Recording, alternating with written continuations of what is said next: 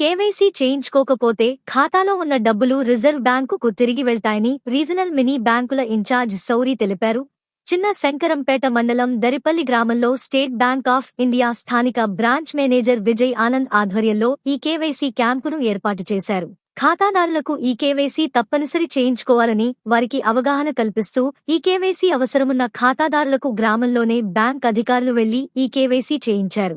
ఈ సందర్భంగా regional mini బ్యాంకుల ఇన్ఛార్జ్ సౌరి మాట్లాడుతూ 2014లో స్టేట్ బ్యాంక్ ఆఫ్ ఇండియాలో ఖాతాలు తెరిచిన ఖాతాదారులకు ఈ కేవైసీ తప్పనిసరి అని, ఎవరైనా ఈ కేవైసీ చేయించుకోకపోతే వారి ఖాతాలో ఉన్నటువంటి డబ్బులు రిజర్వ్ బ్యాంకుకు వెళ్తాయని, కాబట్టి ఖాతాదారులు వెంటనే తమ యొక్క ఈ కేవైసీ చేయించుకోవాలని తెలిపారు.